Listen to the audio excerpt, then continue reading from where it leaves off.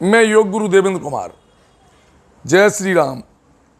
आज मैं रामचरितमानस के महर्षि वाल्मीकि और भगवान विष्णु के पूर्ण अंश अवतार भगवान श्री राम के बीच हुए उस संवाद के विषय में अपन चर्चा करेंगे, जो हमें बड़ा सात्विकता का संदेश देता है। समाज में भगवान श्री राम वनवास काल में सबसे पहले महर्षि वाल्मीकि के आश्रम में पधारे। वहाँ उन्होंने महर्षि वाल्मीकि से कहा, हे ऋषिवर, मुझे रहने का स्थान बताइए, मैं कहाँ रहूं। तुलसी बाबा ने महर्षि वाल्मीकि और भगवान श्री राम के बीच हुए उस संवाद को बड़े सुंदर ढंग से वर्णन किया है, जो हमारे समाज में सात्विकता का संदेश देता है।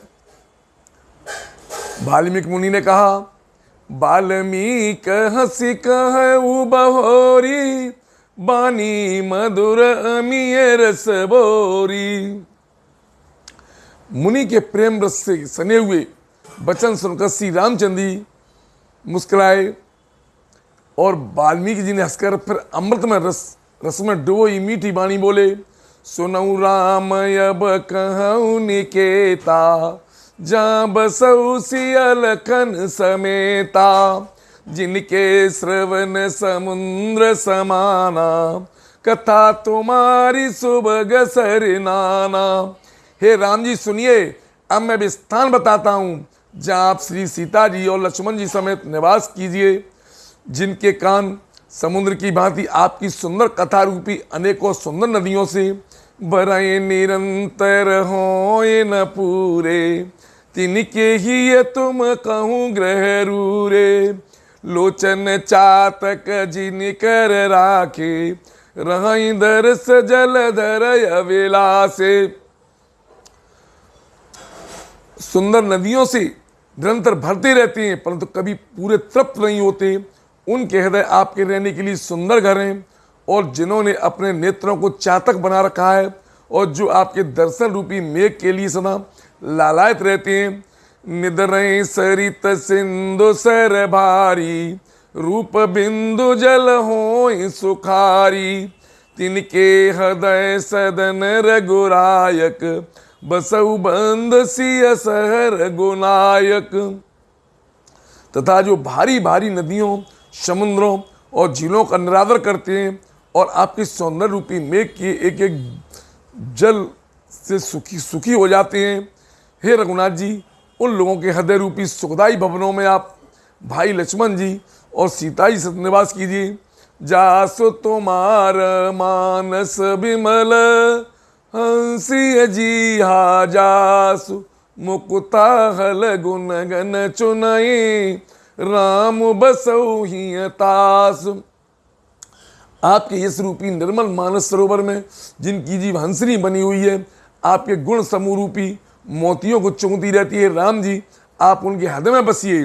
प्रभु प्रसाद सुचि सुभग सुबासा, सादर जासु लहाई नित्य नासा, तुम्हें निवेदित भोजन करही, प्रभु प्रसाद पट भूषण धरई। जिनकी नास का प्रभु आपके पवित्र और सुगंधित पुष्पादि सुंदर प्रसाद को नित्य आदर के साथ ग्रहण करती है, सूंघती है, और जो आपको अर्पण करके भोजन करते हैं और आपके प्रसाद रूपी वस्त्राभूषण धारण करते हैं।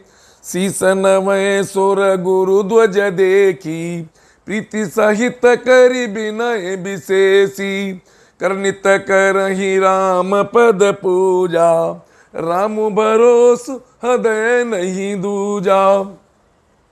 जिनके मस्तक देवता, गुरु, ब्राह्मण और विद्वानों को देखकर बड़ी नम्रता के साथ प्रेम से झुक जाते हैं, जिनके हाथ नित्य श्री रामचंद्र जी आपके चरणों की पूजा करते हैं, और जिनके हृदय में श्री रामचंद्र जी आपका ही भरोसा है, दूसरा नहीं। चरण राम तीरथ चले जाई, राम बसऊ तिनके मन माई, मंत्र राजो निति जपई तुम्हारा, पूजय तुम ही सहित परिवारा। तथा जिनके चरण श्री रामचंद्र जी आपके तीर्थों में चलकर जाते हैं। राम जी, आप उनके मन में निवास कीजिए जो नित्य आपके राम नाम रूपी मंत्र राज को जपते हैं और परिवार सहित आपकी पूजा करते हैं। तर्पण होम करई विधि नाना, विप्र जिमाय दे बहुदाना। तुम ते अधिक गुरु हैं जिय जानी, सकल भाई से भय सन्मानी।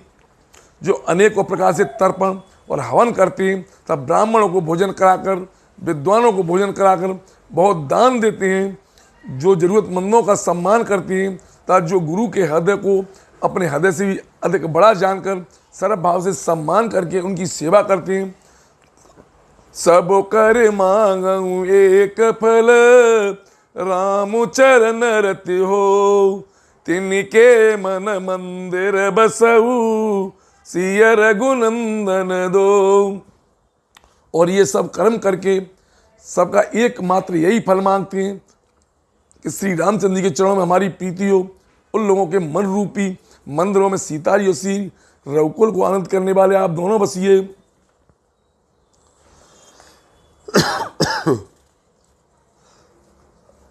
यह प्रसंग महर्षि वाल्मीकि और भगवान श्री राम के बीच हुए इस संवाद को जो भक्तिपूर्वक पढ़ते और सुनते हैं, उससे उनका स्वयं का कल्याण तो होगा ही, और इस प्रसंग को अपनाने से निश्चय ही समाज में और देश में सात्विक विचारधारा का प्रचार होता है। बोल सियावर रामचंद्र की जय।